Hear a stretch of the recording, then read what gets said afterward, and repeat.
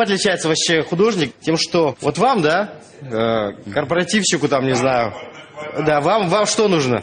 Вам нужно все время новое. То есть, чтобы впарить фраера ушастому, да, грубо говоря, новый товар, какой-нибудь подмышечный подтирка там или с крылышками, без крылышек тампон, вам нужно обязательно убедить эту дуру или этого дурака, что вот именно вот этот тампон в этом году, вот он лучше, потому что он теперь цветной, на нем не видно капель менструации, а вот этот белый, он не тот.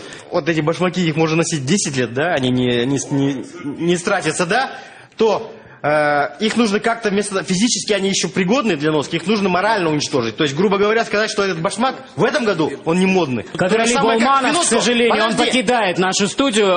Канат, он не хочет, да, слушать эту белиберду, как он высказал мне, да? Да потому что я объясню, почему это белиберда. Потому что как только разговор заходит о чем-то таком серьезном, большинство людей убегает потому что им нужен позитивчик, лапша на уши.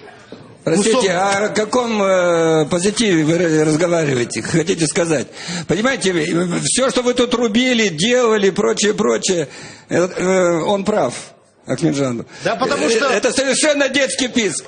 Мне единственное понравилась ваша реакция, когда девушка сказала, что одна ваша картина еще где-то сохранилась. Вы с такой детской радостью сказали, правда, она есть.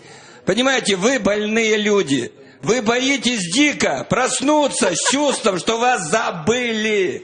Да мне вот чего вы боитесь. Вас пугает страх неизвестности, страх непризнания. Вы готовы рубить барана где угодно. Дяхан, ты меня не знаешь совсем.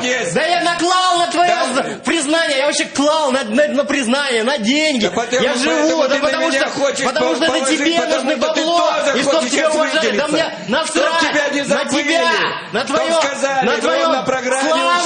Насрать на то, что на всех на вас клал, на! Да, браво. Да ты просто понял? Так, Канат, давайте дадим слово Куату. Канат, очень приятно было посмотреть на Просто на ваш... Хауса я отвечаю еще больше Хауса.